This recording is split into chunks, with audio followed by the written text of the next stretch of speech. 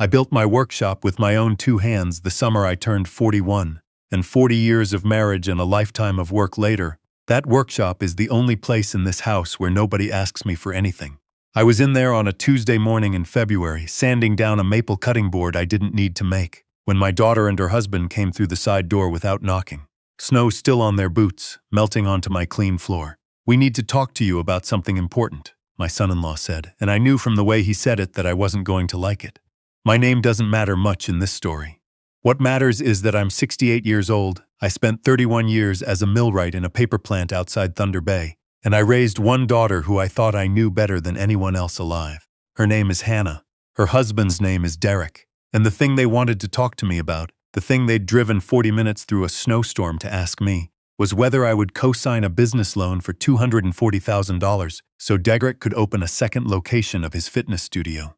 I want to tell you what happened after I said no, because it ends with a lawyer, a courtroom, and a question from a judge that made my own daughter go white as the snow outside. But before I get to that, let me tell you how we got there. My wife Bonnie passed 11 years ago. Cancer, slow, the kind that gives you time to say goodbye and steals your strength to do it properly. After she died, I sold the house we raised Hannah in and bought a smaller place outside the city, closer to the lake, with a detached garage I turned into the workshop. I built furniture. I fixed small engines for neighbors. I kept busy because busy was the only thing that kept the quiet from swallowing me whole. Hannah was 26 when her mother died. She married Derek 2 years after that. I liked him fine at the wedding. He had a firm handshake and he looked me in the eye when he talked, which I've always taken as a decent sign in a man. He'd just started his first gym then, a little place above a hardware store with second-hand equipment and a business plan written on the back of a takeout menu.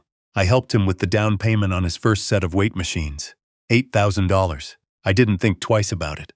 That's what fathers do for their daughters' husbands when the husbands are trying. The gym did well, better than well. Within 4 years, Derek had a proper lease in a strip mall with parking, decent equipment, a steady roster of members.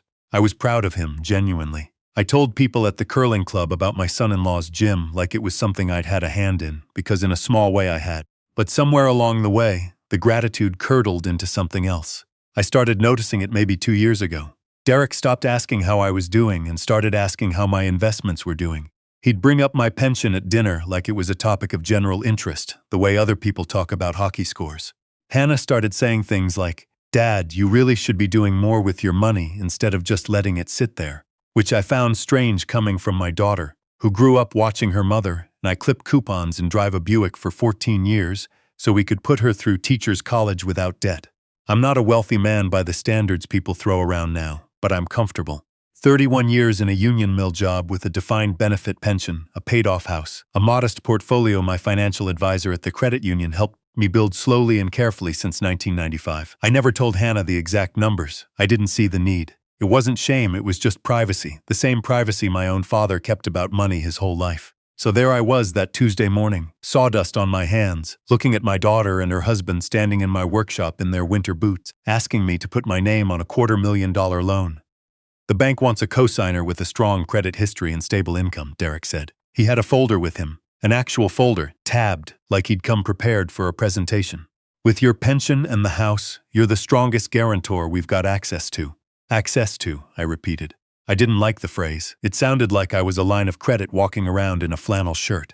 "Dad, it's not what it sounds like," Hannah said, and I noticed she wouldn't quite meet my eyes, which she's done since she was a little girl whenever she knew she was asking for something she shouldn't. "Derek's business is solid. This is just paperwork. You wouldn't actually be paying anything." I set down my sanding block. "If I'm not paying anything, why does the bank need my name on it?" Derek's jaw tightened just slightly, the way a man's does when his first answer didn't land and he's reaching for his second one. "It's a formality for risk assessment. You'd never actually be called on for the payments. The studio's projections are strong. I can show you the numbers." "I don't need to see the numbers, son." I hadn't called him son in a long time, and I watched it land somewhere between flattering and patronizing on his face. "I need you to hear me say no, politely but no." The temperature in that workshop dropped faster than the one outside. Hannah's face did something I'd never seen it do before, a kind of hardening around the mouth that I realized, with a small cold shock, looked exactly like her mother's face when Bonnie was about to say something she'd regret. "You'd let your own grandchildren grow up without security because you're too stubborn to help us when we actually need it?" We didn't have grandchildren.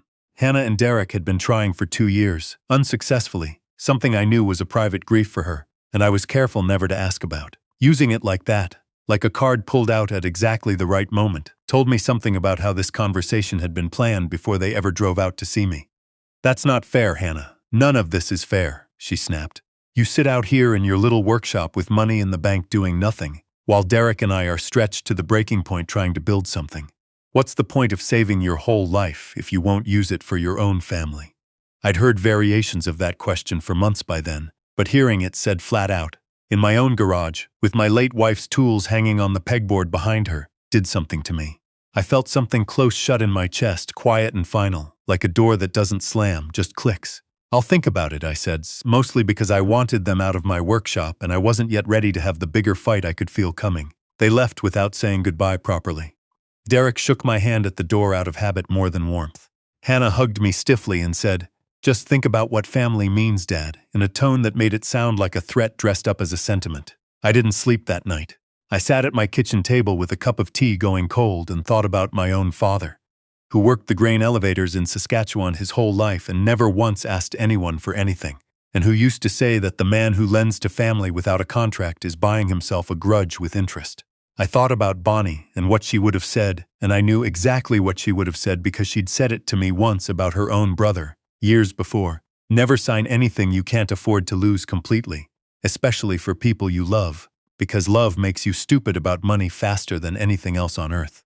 The next morning I called my financial advisor, a sharp, careful woman named Priya, who'd managed my accounts for almost 15 years, and asked her, hypothetically, what co-signing a $250,000 commercial loan would actually mean for a man my age with my asset profile. "It would mean," she said, "that if the business fails, the bank comes after you first, because you're the one with the steady income and the paid-off house. It's not a formality, it's the entire point of asking you." That confirmed what I already suspected sitting in my gut. I called Hannah that evening and told her calmly that I wasn't going to co-sign the loan. I offered instead to give them $5,000 as a gift, no strings, to help with whatever they needed most urgently. I thought that was generous. I thought it showed I wasn't a man who didn't love his daughter, just a man who understood the difference between helping and drowning. She didn't take it well. What followed over the next 6 weeks was a slow, deliberate campaign that I didn't fully understand was a campaign until it was almost too late. It started with phone calls that turned into lectures about how I was being selfish, how Bonnie would be disappointed in me, how I was choosing pride over family. Then it became visits where Derek would casually mention things like, "You really shouldn't be living alone out here at your age," and "Have you had any memory issues lately, Dad? You seemed a bit foggy last time." Small things, deniable things. The kind of comments you could brush off individually, but that started to form a pattern I recognized too late, the way you only see a current in a river once you're already being pulled by it. The thing that finally made the pattern undeniable was a letter from my own bank.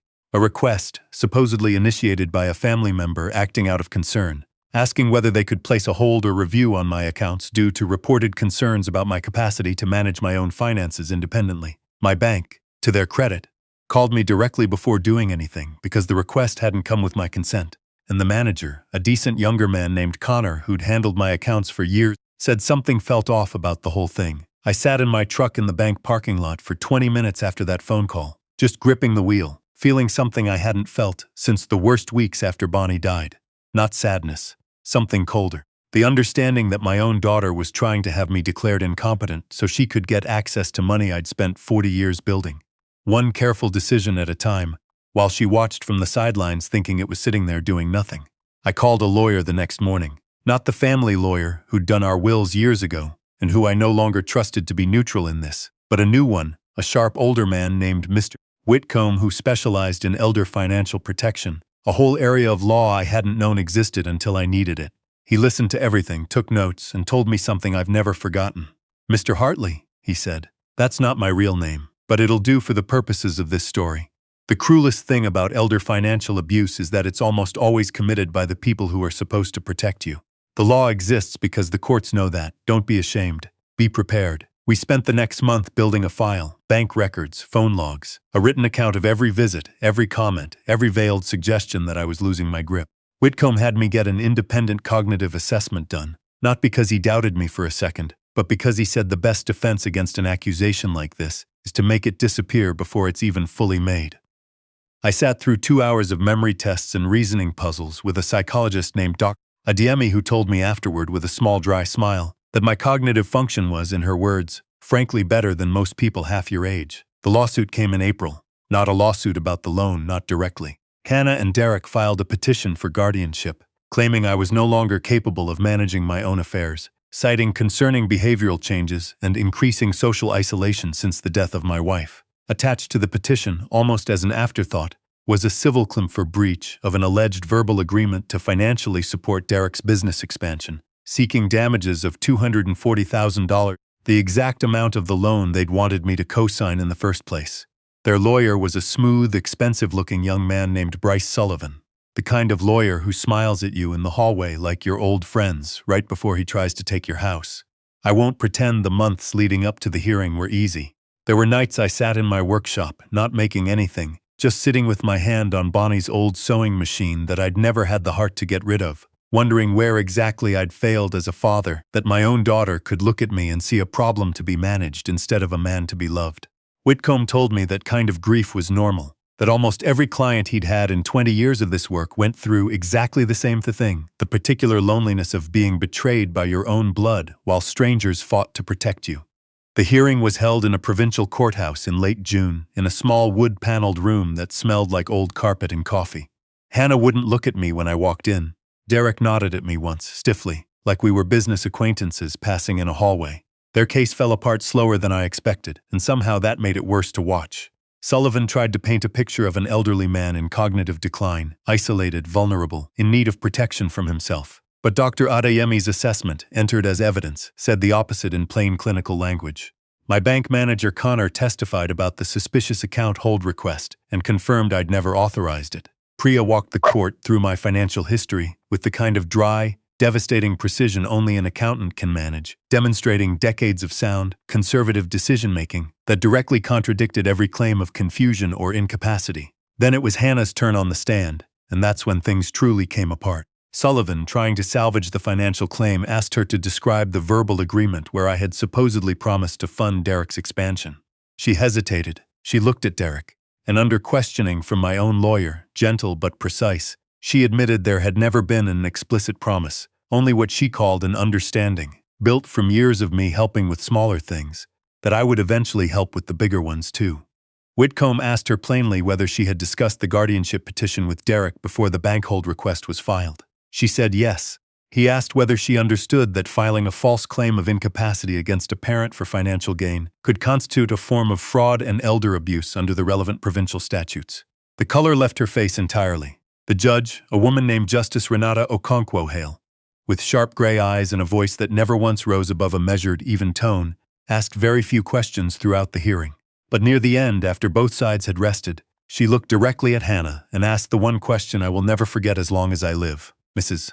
Voss, she said, using my daughter's married name, if your father had said yes to the loan, and the business had subsequently failed, taking his house and his pension assets with it, would you and your husband have signed something today promising to cover his living expenses for the rest of his life? The silence in that room lasted long enough that I could hear the radiator clicking against the wall. Hannah didn't answer. She opened her mouth once, and nothing came out, and then she looked down at the table in front of her, and that silence answered the question more completely than any words could have.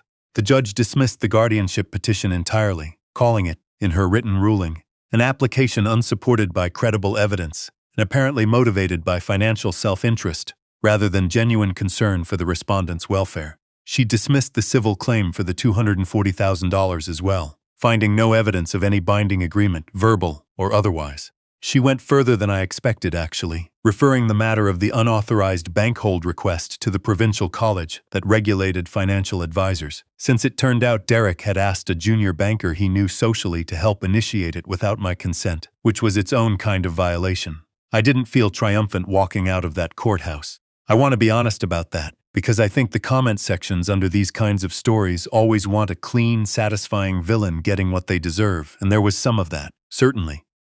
But mostly I felt tired and hollowed out, the way you feel after a long illness rather than after a fight you've won. I sold the workshop house 8 months later, not out of spite, just out of a quiet, settled decision that the lake property had too many ghosts in it now, between Bonnie's sewing machine and the spot in the driveway where Hannah's car used to be parked every Sunday.